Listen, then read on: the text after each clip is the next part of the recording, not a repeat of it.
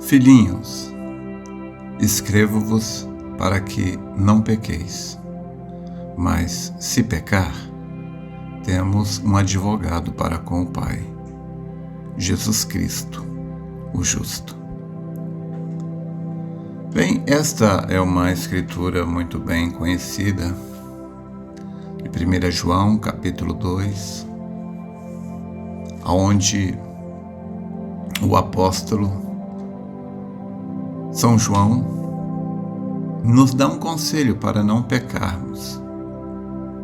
Porém, todavia, se pecarmos, não devemos de maneira nenhuma parar, desistir, nos sentindo incapazes e então desmotivarmos, nos prostrarmos à beira do caminho.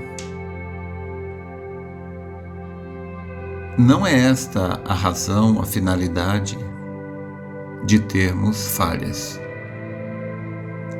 Se Deus quisesse, na verdade, Ele poderia ter nos feito perfeitos, segundo o nosso conceito do que é perfeito.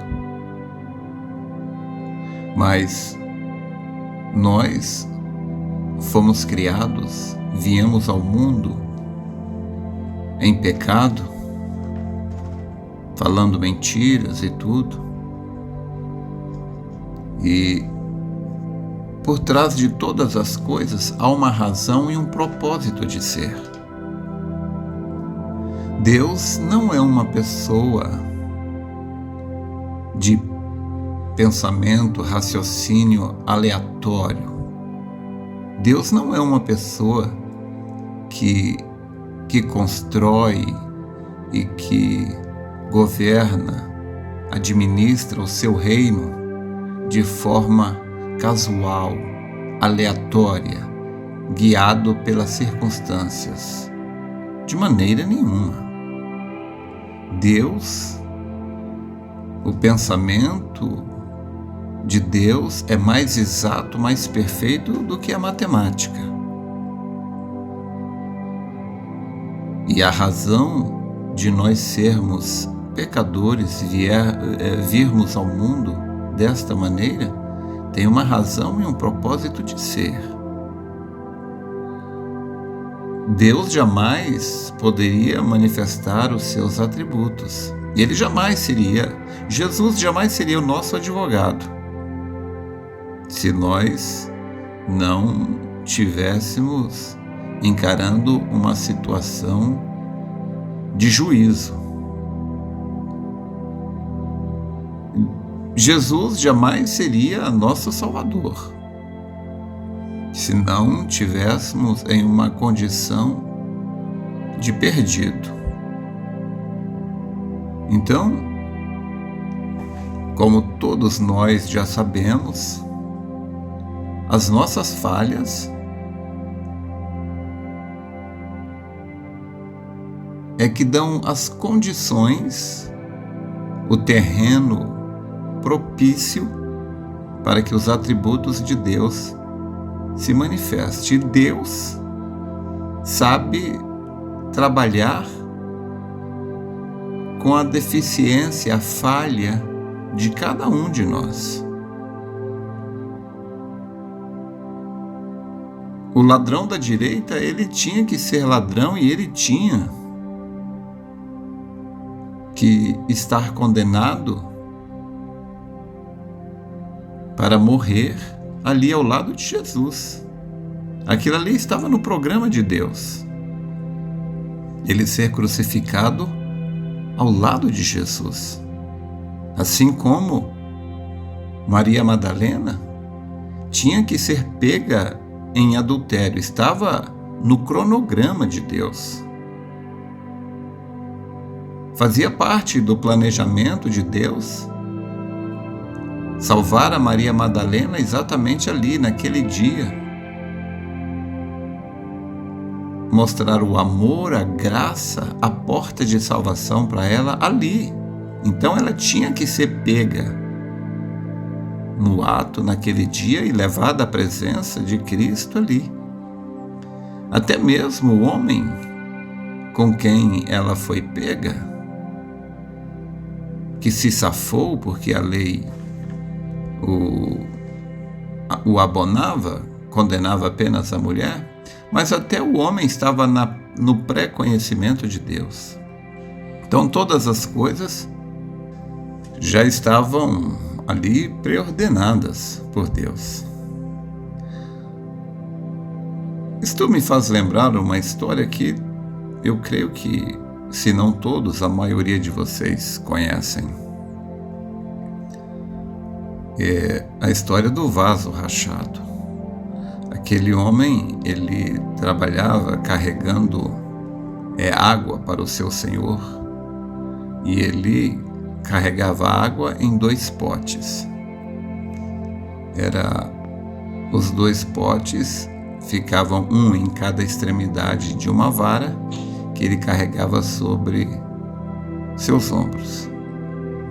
Então ele enchia os 2 potes e, segundo a história, o pote um pote que era rachado, ele, envergonhado, pediu desculpas ao seu senhor, porque o seu senhor tinha que trabalhar um pouco mais, porque ele não conseguia entregar o pote cheio de água. Quando chegava no final do percurso, o pote tinha apenas água pela metade.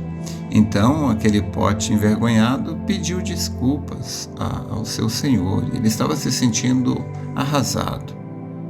Bem, o seu senhor então disse: olha, quando a gente voltar, eu quero que você observe as flores que existem ao longo do caminho. E o pote disse: tudo bem. Então, quando eles voltaram, o pote passou observando as flores que haviam à margem do caminho. E o homem disse: você viu as flores? E o pote disse: sim, eu vi, mas e daí? E o homem disse: quando eu percebi, há 2 anos atrás, quando eu percebi essa fraqueza sua, os que você era rachado e pingava água, então eu aproveitei a sua fraqueza para usá-la de maneira positiva, que trouxesse um benefício. Então eu plantei sementes ao longo do caminho. E durante esses 2 anos eu tenho colhido flores para a mesa do meu Senhor, para enfeitar a sua casa, para enfeitar o seu jardim. E eu só tenho podido colher essas flores porque todos os dias, quando eu levo a água, você, através da sua rachadura, vai irrigando as flores ao longo do caminho. Bem, um pote rachado, que antes estava envergonhado, de repente se sentiu tão útil, tão valorizado. Bem, assim é você. Eu sei que você se condena, se sente mal por causa das suas falhas, as suas misérias, as suas mazelas. Eu também sou assim. Eu também me sinto assim. Mas eu lembro há muitos anos, quando eu era jovem e eu era muito sincero, eu lutava para viver uma vida perfeita, sem cometer nenhum erro, mas obviamente não havia como. Sendo humano, eu constantemente falhava. E eu perguntei a Deus: Deus, por quê? O Senhor sabe o quanto eu luto para não cometer nenhum erro, mas eu não consigo. Por que, Deus? Eu não consigo ser perfeito. E algo pareceu falar comigo e disse: se você não tivesse tantas falhas, você não teria conhecido este tanto do meu amor. Quanto mais falhas tem a pessoa, mais ele conhece o amor, a graça e a misericórdia de Deus. É óbvio que não estou apoiando, enaltecendo as falhas, as fraquezas, os erros, os pecados, claro que não. Estou apenas dizendo que Deus faz com que todas as coisas contribuam para o bem dos que amam a Deus. Então, é a nossa condição de pecador que dá a Ele o privilégio de ser Salvador. Então Deus, Ele é rico, Ele é cheio de qualidades e atributos. Deus não é um inútil, uma árvore sem frutos. Não. Deus é uma árvore extremamente frutífera. E os frutos de Deus é graça, misericórdia, compaixão, perdão. Todas estas coisas, estes atributos que Ele manifestam a nosso favor, tudo isso está nele.